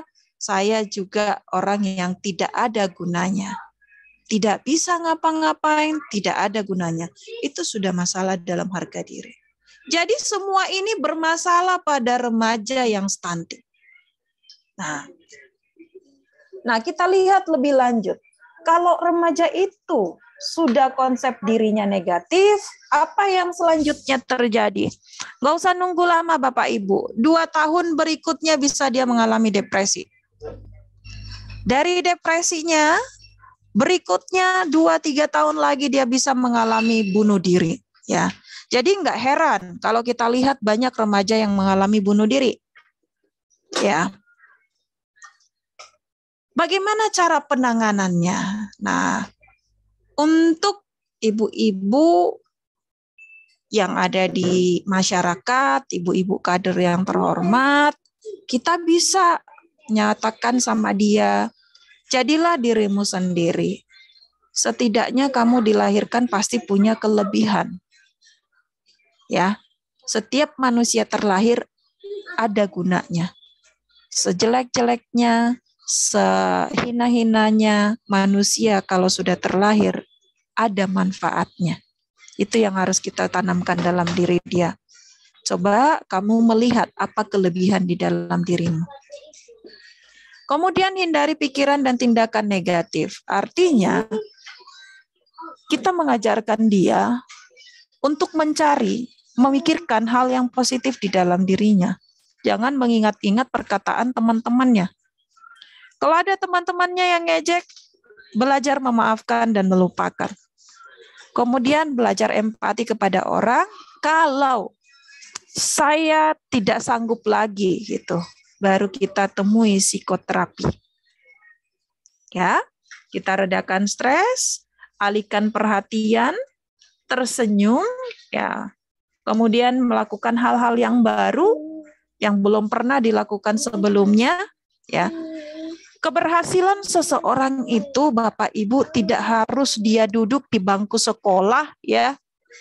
Tidak harus dia berpendidikan tinggi sampai dengan, dia harus S2 dan S3. Saya sangat meyakini bahwa orang yang berhasil tidak harus berpendidikan tinggi. Berpendidikan tinggi itu adalah wawasan, memperluas wawasan. Ada orang yang memang punya kemampuan atau skillnya itu. Misalnya dia suka bengkel, jadi ada bakat alami di dalam diri dia, ya udah itu aja diperdalam. Jangan dipaksakan, matematikanya harus nilai 90, bahasa Inggrisnya harus 100, atau ini harus 90. Enggak gitu juga. Orang berhasil bukan harus ikut olimpiade matematika, fisika, dan lain-lain. Ya, itu yang harus kita rubah. Jadi kalau kita menemukan orang dengan keterbatasan secara fisik, khususnya dalam stunting, kita melihat apa sih sebenarnya kelebihan dari si remaja ini. Itu aja diasah. Jangan dipaksakan orang tua, oh kamu harus kuliah, kamu harus begini, kamu harus begitu. Enggak. Ya. Kemudian kita lihat masalah yang kedua kemarin, masalah kedua tadi itu isolasi sosial. Apa isolasi sosial? Yang pertama, dia membatasi ngobrol dengan orang, ya, dan juga dia tidak bisa memulai pembicaraan dengan orang. Misalnya cuma mau bilang, Bu Ita, boleh nggak aku main ke rumahmu? Misalnya begitu. Itu nggak bisa dia lakukan. Itu isolasi sosial. Nah, orang dengan isolasi sosial ini, dia akan menunjukkan tanda gejala kecemasan, kesepian, depresi, dan di akhir nanti, Bapak, Ibu, teman-teman, inilah yang kita temukan halusinasi.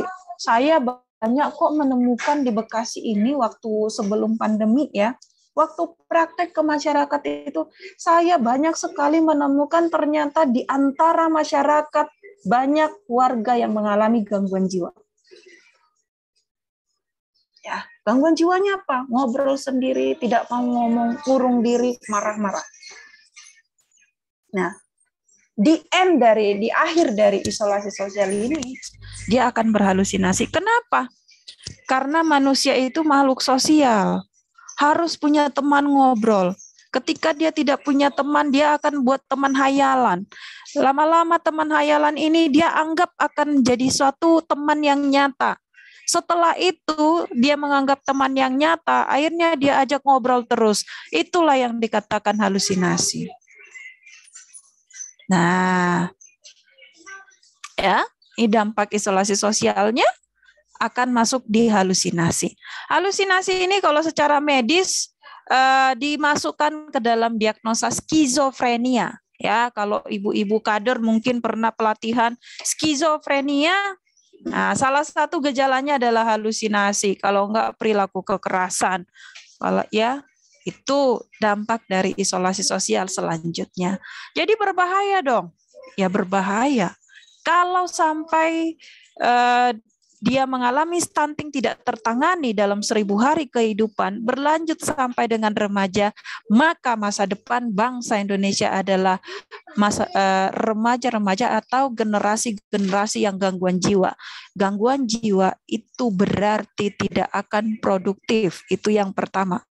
Yang kedua, kalau sudah masuk di tahap gangguan jiwa, Bapak Ibu, ya, apakah dia bisa kembali normal seperti semula? Jawabannya tidak. Why? Kenapa? Ya, karena gangguan jiwa itu bukan masalah hati, tapi masalah di dalam otak. Sistem saraf di dalam otak itu tidak bisa memperbaiki dirinya. Ya, harus dibantu apa? Obat. Berarti apakah orang kalau sudah masuk di dalam diagnosa gangguan jiwa harus minum obat seumur hidup? Jawabannya ya. Kalau tidak, itu otak akan kacau lagi fungsinya. Baru mulai lagi gejala-gejalanya. Seperti itu Bapak Ibu. Itulah kenapa kita harus perlu memperhatikan dampak secara psikologis dari stunting ini. Karena masa depan nanti yang stunting ini adalah masuk di ODGJ, orang dengan gangguan jiwa, jika tidak ditangani lebih awal. Nah, siapa yang rugi? Pemerintah, negara kita yang rugi. Kenapa rugi? Satu, kalau ada anggota keluarga yang gangguan jiwa, harus ada orang yang menjaga, betul nggak? Harusnya si orang yang menjaga ini adalah bekerja. Tetapi karena mau menjaga orang dengan gangguan jiwa ini, dia harus berhenti bekerja. Kalau tidak bekerja, penghasilan tidak ada. Kita anggaplah penghasilan dia 3 juta 1 bulan. Dikali 1 tahun, 12, 36 juta. Hilang. Ya. Sementara kebutuhannya akan meningkat. Meningkat untuk apa? Membawa ke pelayanan kesehatan, memenuhi kebutuhannya. Nah, itu kerugian secara materi. Terus orang yang merawat dengan gangguan jiwa, itu stresnya tinggi. Karena apa? Karena dia tidak tahu ini orang kenapa sih. Dia apain? Itu nggak tahu. Jadinya stres sendiri, depresi sendiri. Seperti itu. Jadi dampaknya sangat panjang sekali. Nah, cara penanganannya kalau dia ada isolasi sosial, kita ajak olahraga, ajak meditasi, ajak rekreasi, ice breaking ini artinya kita bawa, nggak harus ke tempat yang mewah, harus ke gunung dan lain sebagainya, tidak. Ya, suasana yang baru. Hanya untuk melihat sinar matahari, ruangan hijau juga dapat meningkatkan suasana hati, yang artinya itu dapat merubah perilaku isolasi sosial. Kemudian bersyukur. Bersyukur, ya walaupun dengan kondisi misalnya stunting, tapi saya punya kelebihan yang lain. Seperti itu. Nah, itu saja yang bisa saya sampaikan, Bapak Ibu. Kalau ada nanti pertanyaan, boleh sama-sama kita diskusikan. Sama-sama kita cari solusinya. Terima kasih, saya kembalikan kepada moderator. Terima kasih Ibu Renta atas penyampaian materi yang sangat menarik sekali bagi kita. Kita jadi lebih tahu nih bagaimana terkait psikologis bagi misalkan kita mengetahui nih di psikologis remaja seperti apa. Oke, baik. Di sini udah pada ngantuk belum nih? Kayaknya dari tadi ada yang pada ini nih, tutup video. Boleh buka videonya. Oke, langsung saja kita ke sesi diskusi. Dipersilakan untuk peserta webinar, jika ingin bertanya, silahkan di room chat. Di sini kita santai saja ya, sharing-sharing juga nggak apa-apa. Mungkin ada yang mau langsung unmute juga tidak apa-apa. Apabila ada yang mau ditanyakan, baik dari pemateri pertama maupun pemateri kedua, dipersilahkan.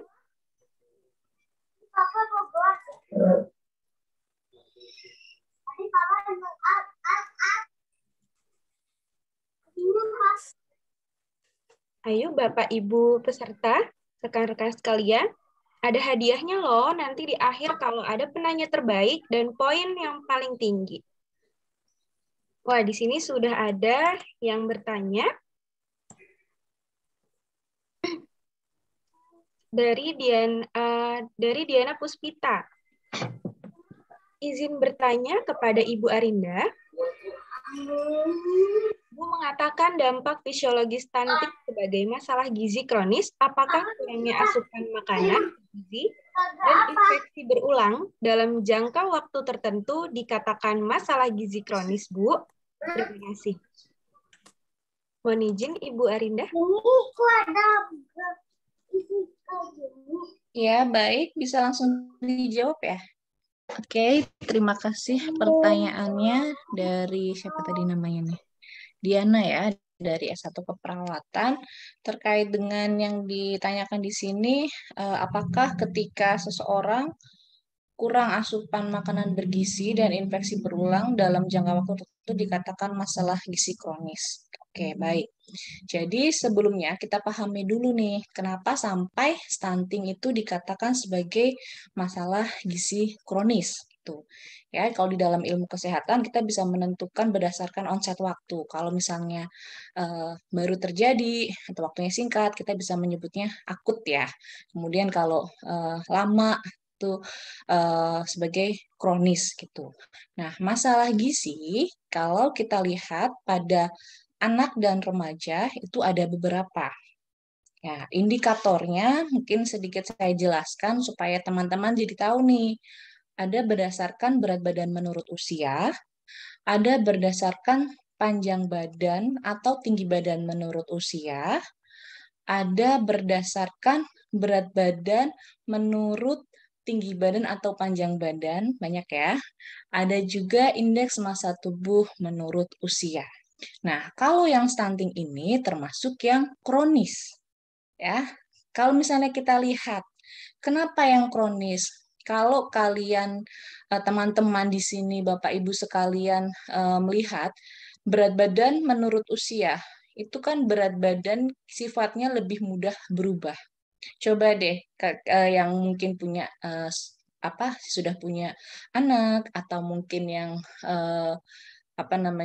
punya keluarga yang usianya masih balita, ya, ketika kalau tinggi badan, panjang badan itu kan nggak kayak kita sekarang ya, nggak tiba-tiba naik 1 senti dalam 1 hari gitu. Lama butuh waktu gitu. Nah, akhirnya kenapa sampai stunting dikatakan masalah gizi kronis? Itu karena itu. Ya, salah satunya mudahnya, sederhananya seperti itu, mudahnya seperti itu. Karena itu terjadinya sebenarnya nggak lama. Jadi artinya kalau sampai masalah ke tinggi badannya, berarti itu kan udah lama banget. Sebenarnya Bapak Ibu, mungkin di sini tadi disampaikan Bu Renta ada yang dari kadar ya. Nah, indikator sebelum kita melihat anak itu bisa berisiko stunting adalah berat badan yang seret. Ya, karena ke berat badan dulu nih, berat badan yang susah naik.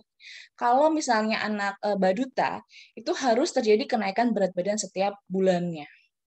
Nah, kalau ternyata di posyandu pertama, di posyandu kedua itu tetap itu sudah menjadi warning ya, sudah menjadi lampu merah ya. Ada apa nih kok sampai berat badannya tetap. Nah, biasanya yang terjadi sebelum ke stunting tuh itu dulu ya. Karena kita kan butuh makan, butuh asupan gizi. Nah, itu nggak tercapai nih. Oke, kita ke berat badan dulu. Nah, mungkin pada ibu-ibu yang punya anak stunting, sebenarnya itu udah dikasih warning, udah dikasih peringatan dalam tanda kutip ya, bahwa cuma mungkin males ke posyandu atau mungkin karena kalau untuk di Indonesia yang di perifer, yang di pinggir, di pedalaman yang dalam artian tidak beruntung seperti kita di kota-kota, itu akses jalannya susah loh untuk ke pelayanan kesehatan. Sebenarnya bukan salah mereka juga. Kadang-kadang ya gimana kita mau ke posyandu jauh, jembatannya harus akan seterusnya. Akhirnya nggak ditimbang. Ya sama berbulan-bulan. Nah, berat badannya udah kurang tuh. Ya, terus akhirnya ketika tidak terkejar lagi baru ke tinggi badan. Nah, itu dapat disebabkan karena asupan gizi yang kurang ya.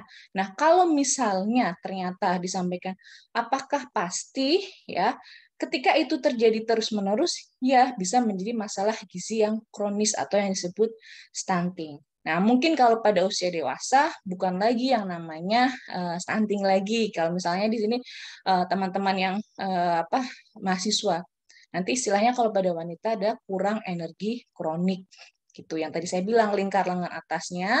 Kalau mau tahu cara ngukurnya, tangannya dibentuk 90 derajat ya. Iku dari ujung bawah sampai sikus ini diambil titik tengahnya. Nah, itu bisa kita ukur nih dari atas sampai bawah itu 30 cm, tengahnya 15, pakai itu meteran yang kayak penjahit itu ya bisa. Nah, itu kalau 23,5 itu untuk wanita. Jadi kurang gizi kronis memang bisa disebabkan karena asupan gizi yang kurang dan penyakit infeksi yang terjadi berulang begitu.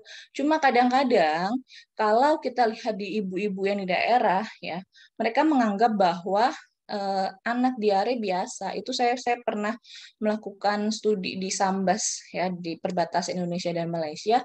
Jadi kayak biasa aja kalau anak mereka bilang ya biasa mencret-mencret aja gitu. Padahal sebenarnya itu sudah terjadi penyakit infeksi. Jadi bisa menjadi masalah gizi kronis kalau itu terjadi lama begitu. Ya, semoga ini bisa menjawab ya, Diana ya. Baik, Ibu. Terima kasih atas informasinya. Oke, sama-sama. Baik, terima kasih Bu Arinda atas penjelasannya. Bagaimana Diana? Sudah mungkin sudah cukup atau mau ada yang didiskusikan kembali? Sudah ya, sudah cukup ya. Oke, terima kasih atas pertanyaannya ya Diana. Oke, kami lanjutkan kembali untuk pertanyaan kedua dari Ibu Aziza. Apakah remaja yang mengalami stunting dampak jangka panjangnya apa saja? Dan jika menikah, apakah psikologisnya akan terganggu? Pertanyaan ditunjukkan untuk Ibu Renta. Dipersilahkan, Ibu.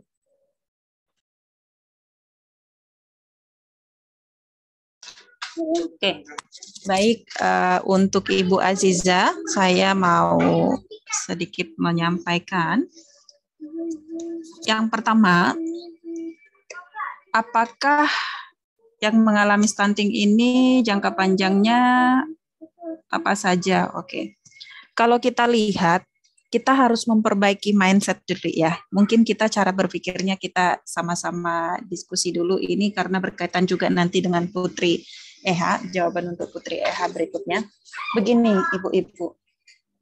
Stunting itu tidak terjadi bim salah bim atau tidak terjadi tiba-tiba di usia remaja. Ya. Misalnya usia 15 tahun dia stunting, tidak.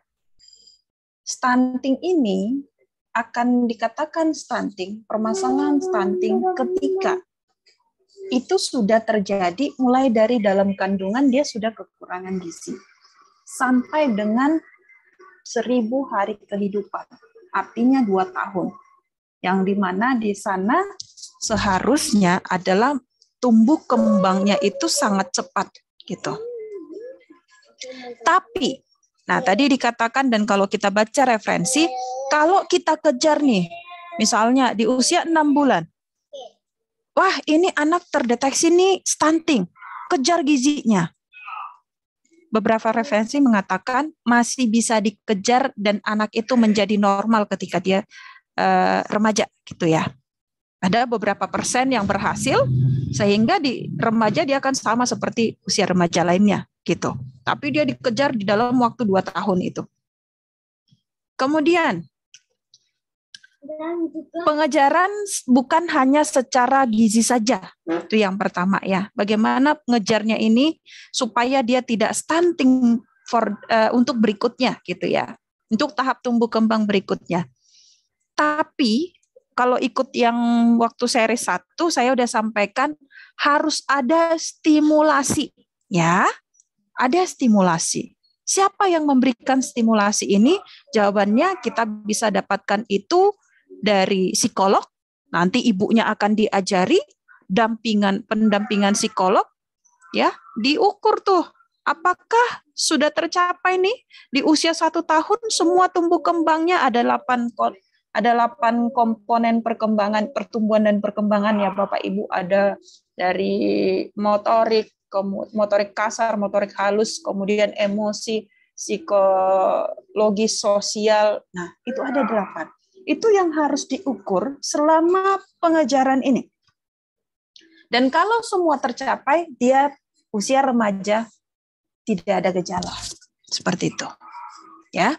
Nah, bagaimana kalau masalahnya tidak terselesaikan, tidak terkejar dalam 2 tahun itu? Ditambah dengan yang di dalam kandungan juga dia tidak terkejar gitu ya. Itu yang kita bahas saat ini. Apakah mereka dampak jangka panjangnya apa saja? Tadi sudah disampaikan secara fisik oleh Bu Arinda, saya sampaikan secara sosial dan psikologis. Kalau tidak terselesaikan 2 tahun pertama ya. Nah, kalau menikah. Nah, kalau seandainya menikah. Karena saya coba cari beberapa referensi, Bu, apakah ada remaja stunting yang menikah? Itu tidak ada secara gamblang disampaikan gitu ya.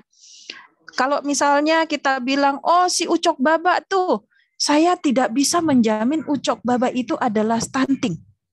Ya, bisa saja mungkin karena secara genetik. Tapi dia pendek. Belum tentu yang pendek stunting. Karena akibat dari stunting di 1000 hari kehidupan. Ya. Kalau ibu baca itu ada sindrom apa gitu secara genetik. Ya. Nah, kalau seandainya menikah, apakah ada dampak psikologisnya? Jawabannya pasti, Bu. Nggak usah yang stunting menikah. Kita yang normal saja, yang cara berpikir kita saja diciptakan lebih baik daripada cara berpikir yang stunting, kita pun ada masalah psikologis yang kita alami selama proses menikah. Nah, apakah ketika mereka menikah psikologisnya terganggu? Ya pasti. Pertama, kemampuan merespon masalah mereka akan lebih lambat. Yang kedua, berpikir secara rasionalnya itu tidak sama dengan kita. Yang ketiga, emosionalnya jauh lebih tinggi, lebih mudah terpancing emosinya dibandingkan orang yang tidak stunting. Why? Karena salah satu cara penyelesaian masalah mereka adalah dengan mengedepankan emosional. Ya. Yang keempat, ketika mereka di usia remaja saja tidak pede, merasa dijauhin orang dan lain sebagainya, itu akan terbawa nantinya, Bu. Psikologis itu artinya dia sudah direkam sama memori kita, itu akan disimpan, dan sesekali ada masalah yang sama, itu akan dipanggil kembali, ya. Oh, dulu dia tipe orang yang tidak pede, dia tidak mau berteman. Kemudian setelah dia menikah itu terbawa? Yes. Ya, jawabannya pasti. Nah, jadi saya simpulkan jawaban saya untuk Bu Aziza adalah kalau mereka menikah, masalah psikologisnya akan terbawakah? Jawabannya iya. Kenapa begitu? Karena masalah psikologis yang mereka alami itu sejak mereka remaja sampai dengan mereka nanti dewasa itu sudah direkam di memori otak yang akan dipanggil kembali suatu waktu, ya. Kecuali, ibu-ibu, kecuali satu, dia didampingi oleh keluarga yang paham bagaimana cara mengatasi masalah psikologisnya. Dia didampingi oleh psikolog mungkin dalam proses pernikahan sampai dengan dia berkeluarga dan selanjutnya. Yang kedua, didampingi oleh pemuka agama. Didampinginya ini artinya dia harus seperti pelatihan terus yang rutin. Nah, kalau seperti itu, dampak dari psikologisnya bisa diminimalisir. Seperti itu. Ya. Kira-kira begitu Mbak Prita untuk jawaban dari Bu Aziza. Baik, terima kasih Bu Renta atas penjelasannya. Bagaimana Ibu Aziza? Ada yang perlu didiskusikan kembali? Sudah Mbak, makasih banyak atas jawabannya. Baik, terima kasih Bu Aziza atas pertanyaannya. Oke, selanjutnya kita langsung saja ke pertanyaan yang kedua untuk Ibu Renta. Selamat pagi, Bu. Izin bertanya, bagaimana cara mencegahnya terjadi stunting pada remaja? Seperti itu, Ibu. Mungkin nanti bisa ditambahkan sama Bu Arinda ya. Nah, tadi untuk Mbak Putri Eha atau Ibu nih, saya tadi sudah sampaikan stunting tidak bim-salah-bim terjadi di usia remaja. Tapi permasalahannya ini adalah sejak dia di dalam kandungan. Nah, bagaimana mencegah stunting pada usia remaja? Tadi dikejar, Bu. Dikejar secara nutrisi, kejar pendampingan psikologis di dalam 2 tahun. Di dalam 2 tahun itu. Ya. Sejak dia lahir, ketahuan dia misalnya, oh di ini stunting nih gitu ya. Dikejar nutrisinya, harus memenuhi. Kedua, harus kontrol juga ya. Jadi jangan kita yang menentukan, oh nutrisinya ini harus begini. Kita harus rutin kontrol. Ya, ke posyandu bisa, ke puskesmas bisa gitu. Kemudian yang ketiga adalah pendampingan. Beberapa penelitian di seri 1 saya sudah paparkan. Beberapa penelitian mengatakan harus ada pendampingan dimulai dari usia 6 bulan. Pendampingan apa? Pendampingan psikolog. Psikolog ini ngapain? Dia itu mengukur tumbuh kembang, ya. 8 komponen itu dia akan lihat sudah sesuai apa belum. Kalau selama 2 tahun itu semua terkejar, tumbuh kembangnya sesuai dengan anak yang normal, maka dia tidak akan stunting di usia remaja. Kira-kira seperti itu jawaban dari saya. Mungkin bisa tambahkan Bu Arinda? Ya, baik. Mungkin menambahkan saja ya, tadi saya setuju dengan yang disampaikan Bu Renta. Jadi pada kuncinya ibu-ibu sekalian dan bapak-ibu sekalian, kita memang menekankan di usia 2 tahun pertama. Jadi ketika bagaimana pencegahannya dan lebih lagi sebenarnya itu terjadi sebelum ya. Jadi kalau mungkin tadi mengikuti yang saya sampaikan di bagian siklus kehidupan, sebenarnya siklusnya itu muter aja terus. Bahkan sekarang kita melakukan atau pemerintah kita adanya upaya pencegahan stunting ini itu dimulai bahkan dari remaja yang mungkin sebenarnya nggak ada riwayat stunting.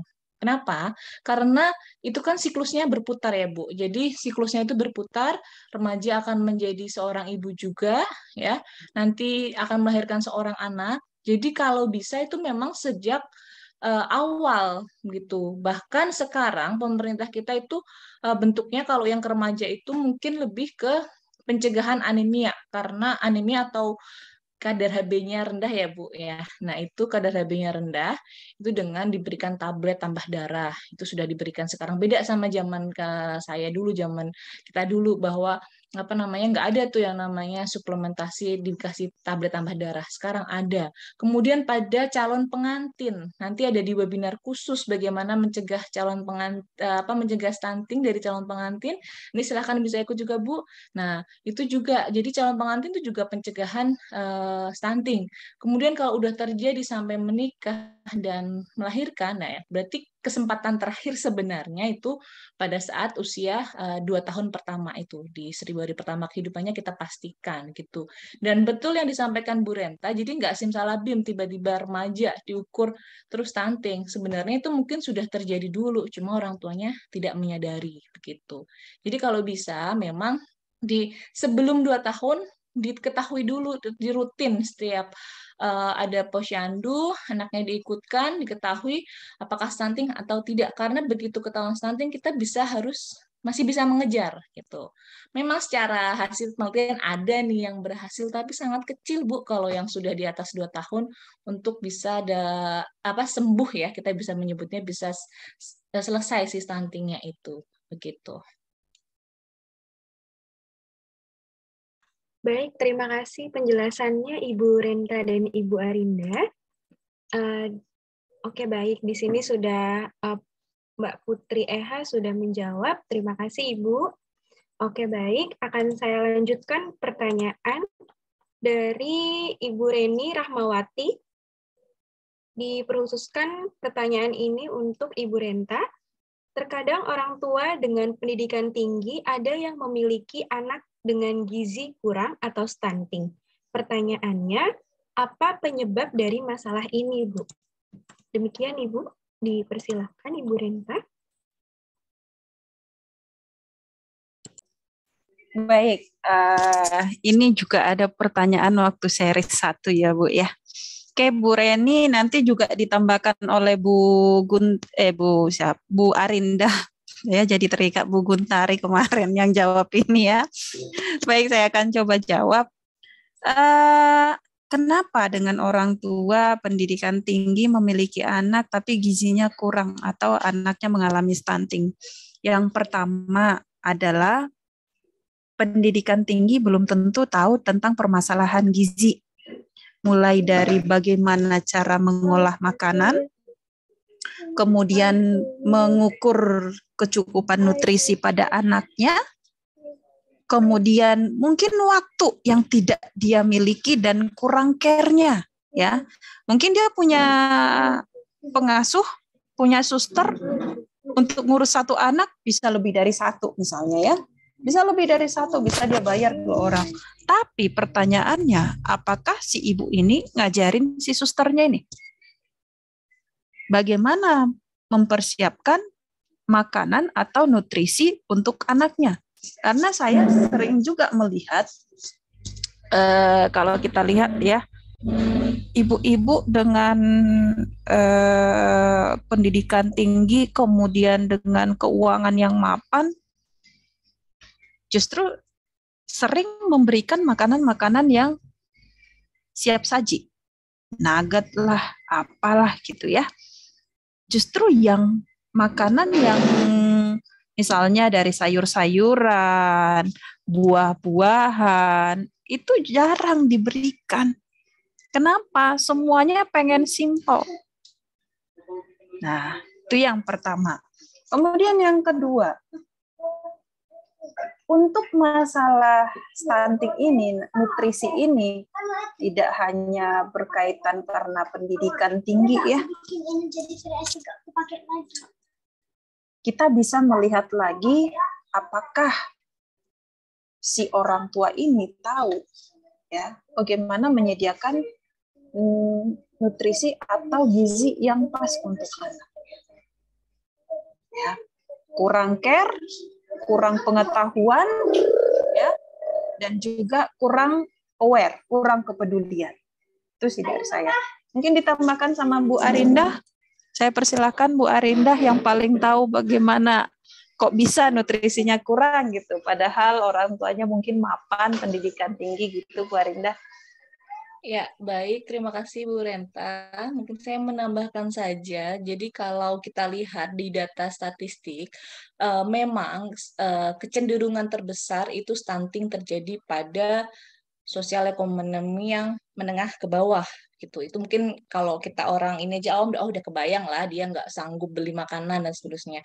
Tapi kenapa sih sampai pendidikan tinggi itu juga bisa berisiko stunting? Nah, yang saya setuju yang dengan disampaikan Bu Renta.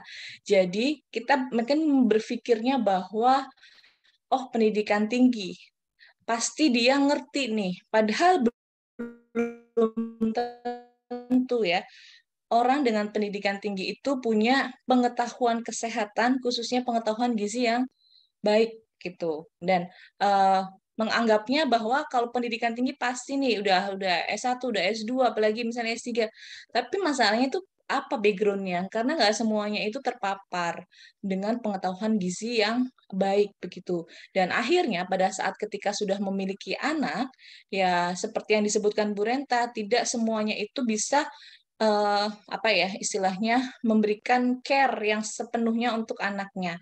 Kalau secara konsep memang yang tadi saya sebutkan, yang poin selain asupan gizi, kemudian status kesehatan di penyakit infeksi berulang, yang poin kedua terbesar adalah pola asuh. Ya, bagaimana ketika itu tidak sesederhana itu Bapak Ibu sekalian. Pola asuh itu bagaimana orang tua memberikan stimulasi, kemudian bagaimana menyiapkan makanan pendamping ASI, bagaimana makan yang baik itu harusnya 30 menit saja. Tapi mungkin karena ibunya itu nyuapinnya mungkin sambil melakukan pekerjaan yang lain, mungkin sambil kalau yang sekarang ada yang WFH sambil meeting, akhirnya lebih dari 30 menit. Jadi intinya di pola asuhnya itu ada yang kurang tepat. Jadi memang tidak semua pendidikan tinggi itu, saya setuju dengan Bu Renta tadi, sekali lagi, punya pengetahuan gizi yang atau istilahnya melek gizi banget nih gitu. Mungkin ngiranya udah pasti nih makanan organik judulnya. Saya kasih anak saya makanan organik. Memang makanan organik itu isinya apa gitu. Terus saya selalu kasih. Memang tidak ada yang salah ya dengan makanan fortifikasi pabrikan ya. Cuma minusnya di fortifikasi pabrikan itu adalah anak kurang belajar tekstur makanan. Kemudian masa iya anak kita mau dikasih terus-terusan makanan pabrikan, dia harus belajar tekstur, kita harus mengenalkan tekstur bagaimana. Nah, kalau dia beli terus, nah karena kesibukannya tidak punya waktu dan seterusnya gitu. Ya, memang secara teori ya pendidikannya lebih tinggi, dia mau lebih terbuka ya, tapi tidak semua begitu. Jadi masih ada celah untuk terjadinya stunting pada keluarga ekonomi menengah ke atas, pada orang tua yang punya pendidikan tinggi pendidikan yang tinggi begitu. Mungkin itu dari saya. Saya kembalikan kepada Mbak Prita. Baik, terima kasih Ibu Renta dan Ibu Arinda atas penjelasannya. Di sini Ibu Reni sudah menjawab dan sudah dapat dimengerti. Oke, baik. Kita lanjutkan pertanyaan dari Mbak Maria Bale dari Stikes Nusantara Kupang. Izin memberikan pertanyaan dikhususkan oleh Ibu Arinda. Apakah bayi yang terlahir dengan prematur dapat berkaitan dengan stunting dengan kondisi tinggi badan yang tidak sesuai dengan usia, sedangkan memiliki gizi yang baik dan seimbang? Demikian, Ibu Arinda, dipersilakan untuk menjawab. Ya, baik. Terima kasih pertanyaannya, Ibu. Ya, jadi kalau pada bayi yang terlahir prematur, artinya kan berarti sebenarnya organ tubuhnya itu belum sesiap yang seharusnya. Dan biasanya apa namanya berat badannya itu kurang. Nah, memang secara beberapa hasil penelitian yang sudah saya baca, berat badan lahir rendah di bawah 2,5 kilo itu sangat berisiko terkena stunting gitu. Nah, sebenarnya indikatornya paling sederhana adalah ketika lahir kurang dari 48 cm. Itu indikator yang pertama. Mungkin ya ada beberapa mungkin ada yang prematur tapi mungkin nggak lebih cepat, tapi maksudnya belum sampai terlalu prematur, sebenarnya udah organnya udah siap gitu ya. Itu mungkin ada yang kayak seperti itu. Mungkin tapi orang bilangnya ini prematur, padahal sebenarnya mungkin kurang sehari 2 hari gitu ya. Mungkin tergantung lagi. Nah, biasanya kita lihat dari berat badannya apakah di bawah 2,5 kilo atau tidak, kemudian tinggi badannya di bawah 48 cm. Nah, itu tentu saja beda, Bu, untuk asupan gizi yang harus dipenuhi. Harus lebih dikejar lagi. Nah, memang untuk kondisi khusus seperti ini butuh pengawasan dari medis. Nah, biasanya untuk kondisi khusus, memang kita menyarankan itu ASI eksklusif penuh, ASI saja. Tapi biasanya pada kondisi prematur, itu dibutuhkan perawatan khusus dan mungkin juga diperlukan istilahnya makanan lain yang mendukung, yang itu berupa dari misalnya susu khusus yang tinggi kalori, yang tapi itu tetap harus di bawah pengawasan daripada dokter. Tapi itu kalau kondisinya tertentu, jadi tidak serta-merta semuanya biar gemuk ya udah ASI plus susu hormon, itu juga salah. Jadi memang harus perlu penanganan dari medis begitu. Jadi kalau misalnya ditanyakan apakah untuk untuk asupan gizinya tentu saja berbeda begitu. Jadi harus ada pengawasan khusus gitu. Karena kalau secara teori kita bisa menyebutnya ini kan BBLR ya, dan juga misalnya prematur ya, preterm birth ya, itu preterm birth atau BBL atau prematur ini organnya belum matang gitu. Dan itu memang biasanya terjadi yang namanya IUGR. IUGR itu misalnya begini, Bu, kan kalau dari orang hamil, ibu hamil itu kan memberikan asupan via lewat amnion atau cairan ketubannya gitu. Nah, biasanya pada yang terjadi berat badan lahir rendah, termasuk yang prematur, itu belum maksimal untuk pemberian asupan dari si ibu ke janinnya. Dan apalagi kalau prematur kan berarti belum waktunya. Belum selesai tuh dia mematangkan organ tubuhnya, termasuk si ibunya memberikan sari-sari makanan itu ke janinnya. Biasanya itu terjadi retardasi pertumbuhan yang dari si janinnya itu. Jadi memang perlu pemantauan khusus gitu. Tapi insya Allah kalau misalnya itu dipantau dengan baik, itu bisa terkejar kok. Karena kuncinya di 2 tahun pertama. Jadi intinya semakin kita sadar akan kondisi anak kita atau bayi tersebut, itu kita akan punya kesempatan gitu. Jadi 2 tahun itu dimanfaatkan dengan semaksimal mungkin untuk mengejar PR daripada si anak yang lahir prematur itu. Begitu. Baik, terima kasih atas penjelasannya, Ibu Arinda. Oke, baik. Di sini Mbak Maria sudah menjawab di chatroom, sudah dapat dipahami. Terima kasih atas pertanyaannya. Oke, baik. Karena sesi diskusi ditutup. Terima kasih kepada peserta yang sudah antusias memberi pertanyaan. Mohon maaf meskipun ada beberapa pertanyaan yang belum dapat dijawab langsung karena keterbatasan waktu. Semoga webinar selanjutnya bisa dapat mengikuti kembali ya. Oke, kepada peserta dimohon untuk mengisi link post-test sebelum acara selesai dan dimohon peserta mengisi link dengan baik karena akan ada hadiah untuk 6 peserta yang mendapatkan nilai tertinggi post-test. Link post-test ini bisa dilihat di layar Zoom maupun di kolom chat yang akan dibagikan oleh panitia. Waktu pengisian post-test adalah 10 menit dari sekarang. Mungkin panitia bisa di-share. Oke, baik. Sudah ada di room chat. Dipersilakan untuk mengisi link. Terima kasih.